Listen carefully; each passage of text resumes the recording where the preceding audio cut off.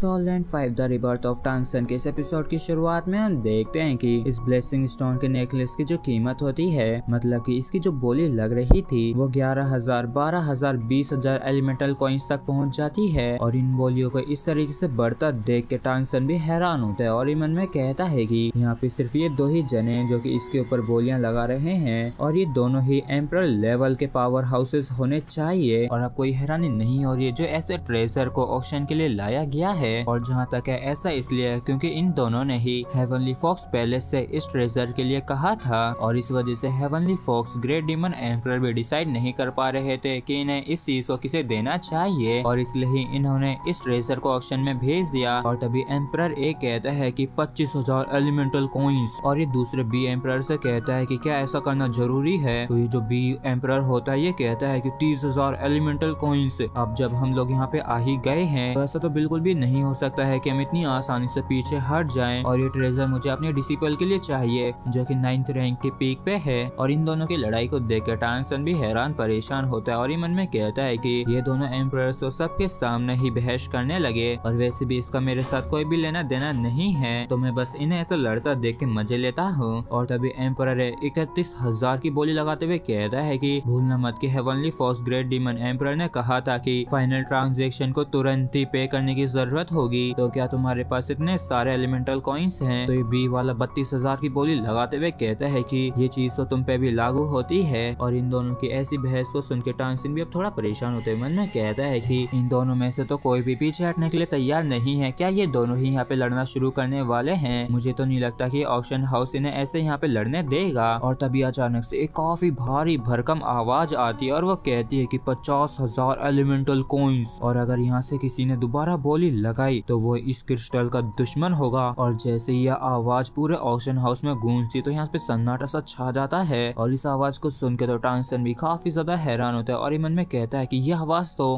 Crystal great demon emperor की है, मतलब कि वो भी यहाँ पे हैं। लेकिन जिंग जिंग तो अब भी सो रही है और इनके आने से ये तो बिल्कुल भी नहीं उठी है। और क्रिस्टल ग्रेट डीमन किंग ने इस बात को धमकी वाले अंदाज में कहा होता है, इसलिए यहाँ पे फिर कोई दोबारा हिम्मत नहीं करता है इस स्टोन के ऊपर बोली लगाने की। और क्रिस्टल ग्रेट डीमन एम्परर कहता है कि ये ब्लेसिंग स्टोन मुझसे बिलोंग करता है। और तभी ये जो ब्लेसिंग स्टोन होता है ये हवा में आ जाता है और एक रोशनी के साथ यहाँ से गायब हो जाता है। और इस चीज को देख के टांगसन भी हैरान होते हुए मन में कहता है कि ब्लेसिंग स्टोन तो गायब हो गया और जैसे ये गायब हुआ क्रिस्टल ग्रेट डीमन किंग का जो प्रेशर है वो भी चला गया, तो क्या इसका मतलब ये है कि वो भी यहाँ से जा चुके हैं। और फिर टांगसन राहत की सांस लेते हुए कहता है कि ये तो काफी अच्छी बात है जो वो यहाँ से चले गए, लेकिन मुझे डर है कि वो मेरे लिए आएंगे और अगर वो मुझे अभी ही यहाँ से ले गए तो ये तो एक काफी बड़ी परेशानी हो जाएगी। जबकि ये नाचीज थी फोक्सगर्ल कहती है कि क्रिस्टल डीमन एम्परर को बधाई हो। और चलो इस ग्रैंड ऑक्शन को जारी रखते हैं और चलो अब हम आप सभी के सामने आखिरी लॉट को प्रेजेंट कर रहे हैं। और ये जो लॉट है इसका काफी एक्स्ट्रा ऑर्डिनरी ओरिजिन है क्योंकि ये रिचन एम्पायर के रूलर से आई है जो कि कोई और नहीं heavenly young heavenly spirit emperor है। और इस ऑक्शन के लिए हेवनली यंग हेवनली स्पिरिट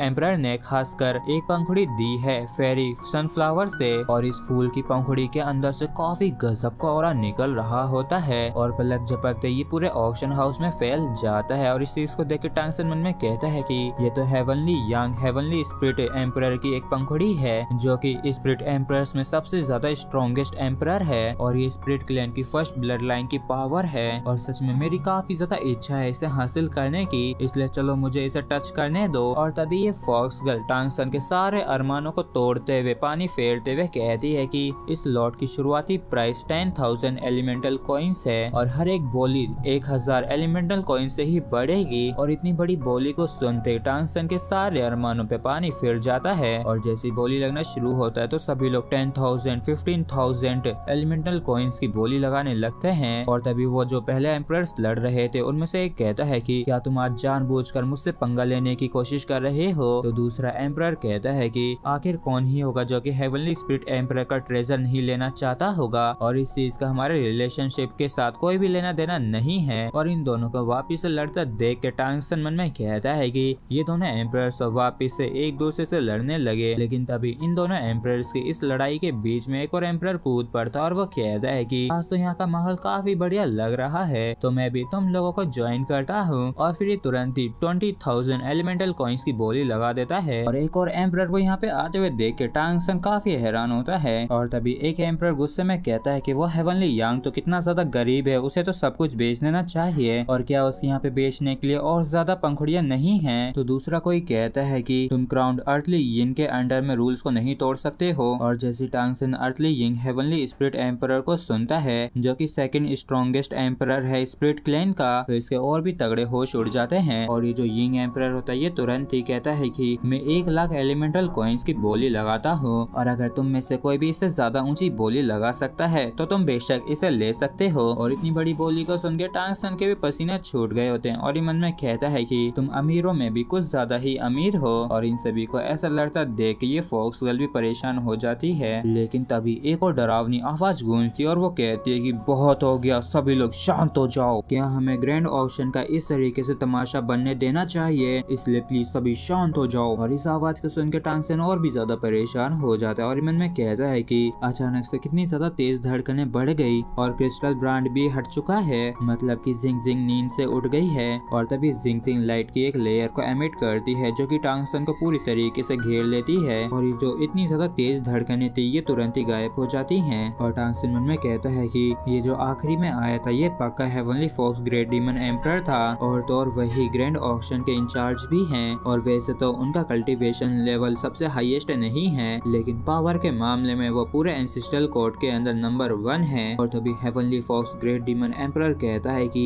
चलो इस ऑक्शन को जारी रखते हैं और आखिरी दिन तक और ज्यादा एम्परर्स ऑक्शन के अंदर पार्टिसिपेट नहीं करेंगे और जो कुछ भी अभी पहले हुआ है उसके लिए मैं एंसेस्ट्रल कोड के बिहाफ पे माफी मांगता हूँ। और इस चीज को सुन के ये फॉक्स गर्ल इसके आगे झुकते हुए कहती है कि हेवनली फॉक्स एम्परर आपका बहुत बहुत शुक्रिया और अर्थली यिन एम्परर आपको बधाई हो। और चलिए वापिस से अपने ऑक्शन को जारी करते हैं। जबकि टांगसन राहत की सांस लेते हुए मन में कहता है कि heavenly fox great demon emperor भी यहाँ से जा चुके हैं और लगता है कि साथ ही साथ बाकी के सभी एम्परर्स भी जा चुके हैं। और अभी अभी जो वो इतनी ज्यादा तेज धड़कनें उठी थी वो पक्का हेवनली फॉक्स डीमन एम्परर के इस पूरी जगह को अपनी डिवाइन कॉन्शियसनेस से स्कैन करने की वजह से ही हुआ था। लेकिन सौभाग्य से मेरे पास जिंग जिंग थी जिसने मुझे प्रोटेक्ट किया और आज की जो आखिरी लॉट है ये एक मार्वेलस लॉट है और इसे किसी अनजान मास्टर के द्वारा दिया गया है और असल में इसे एक डिवाइन टूल भी माना जा सकता है। और इस चीज को सुन के टांगसन काफी ज्यादा खुश हो जाता है और उत्तेजित होते हुए मन में कहता है कि आमतौर पर जो आखिरी लॉट होती है वो सबसे शानदार होती है और ना जाने की क्या ये वही होगा जिसकी मुझे जरूरत है। और यहाँ तक कि अगर मैं इसे खरीद भी ना सका लेकिन फिर भी ये मेरी आंखें खोल देगा। और जिस मास्टर ने इसे ऑक्शन के लिए दिया है उसने बताया कि ये वाकई में काफी ज्यादा बेशकीमती है और ये इस एरे का सबसे बड़ा मास्टर वर्क है। और जैसे टांगसन सुनता है कि ये इस समय का सबसे बड़ा मास्टर वर्क है तो ये काफी ज्यादा आश्चर्यचकित होता है और मन में कहता है कि देख के ऐसा लगता है कि ये बिल्कुल भी सस्ता नहीं होगा और अब इसे देखने के लिए मुझसे इंतजार नहीं हो रहा है। और आज के स्पिरिचुअल आइटम ऑक्शन को और भी ज्यादा शॉकिंग बनाने के लिए डिसाइड किया गया है कि इस आइटम की आज ही बोली लगाई जाए, इसलिए ही यहाँ पे इसे बोली के लिए लाया गया है। और शायद आप लोगों को अजीब लग रहा होगा जो मैंने इस आइटम को आप लोगों को इस तरीके से